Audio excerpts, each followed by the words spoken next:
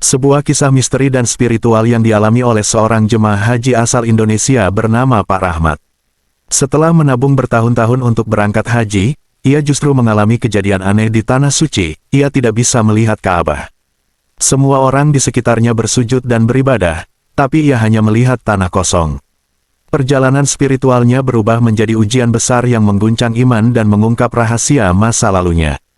Pak Rahmat, seorang pria berusia 55 tahun dari Jawa Tengah, akhirnya bisa menunaikan ibadah haji setelah bertahun-tahun menabung.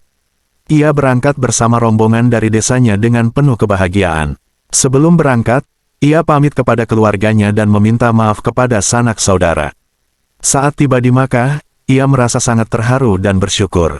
Seluruh jemaah bersiap untuk melaksanakan umrah wajib, dan saat memasuki Masjidil Haram, hatinya berdebar penuh rasa haru. Ketika pertama kali memasuki Masjidil Haram, semua jemaah terdiam penuh kekaguman melihat Ka'bah. Namun, saat Pak Rahmat mengangkat kepalanya, ia justru tidak melihat Ka'bah sama sekali.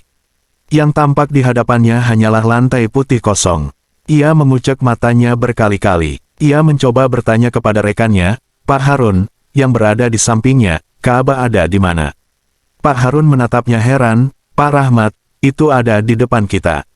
Kenapa, Pak? Jantung Pak Rahmat berdegup kencang. Ia mulai panik. Setiap kali ia mencoba melihat, yang tampak hanya ruang kosong. Seolah-olah Ka'bah tidak ada di hadapannya. Pak Rahmat merasa bingung dan takut.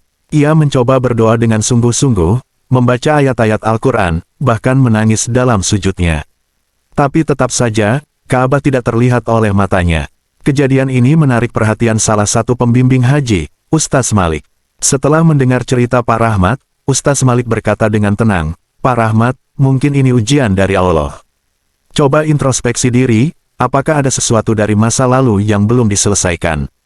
Pak Rahmat mulai merenung. Ia mencoba mengingat apakah ada dosa besar yang pernah ia lakukan.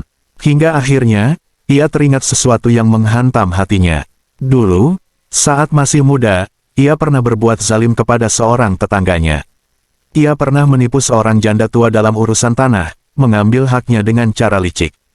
Wanita tua itu menangis dan berkata, Rahmat, suatu hari kau akan melihat balasan dari perbuatanmu.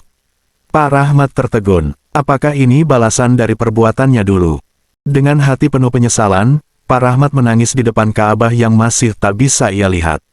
Ia memohon ampun kepada Allah dengan sepenuh hati. Ia berjanji, jika diberikan kesempatan pulang ke Indonesia, ia akan mencari ahli waris janda tua itu dan mengembalikan haknya.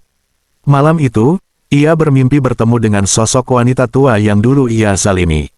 Dalam mimpi itu, wanita itu berkata dengan lembut, jika kau benar-benar ingin taubat, kembalikan hak yang kau rampas.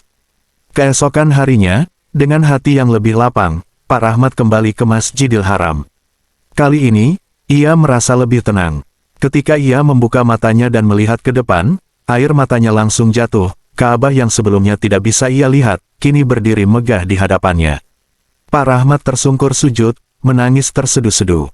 Ia merasakan kehadiran Allah begitu nyata. Sepulang dari ibadah haji, Pak Rahmat segera mencari keluarga janda tua tersebut.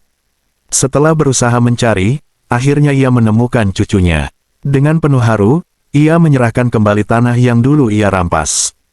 Cucunya menerima dengan tulus dan berkata, semoga Allah mengampuni dosa-dosa Anda, Pak Rahmat. Hati Pak Rahmat terasa ringan. Ia sadar bahwa ujian di Tanah Suci adalah peringatan sekaligus hidayah agar ia bisa memperbaiki diri sebelum ajal menjemput.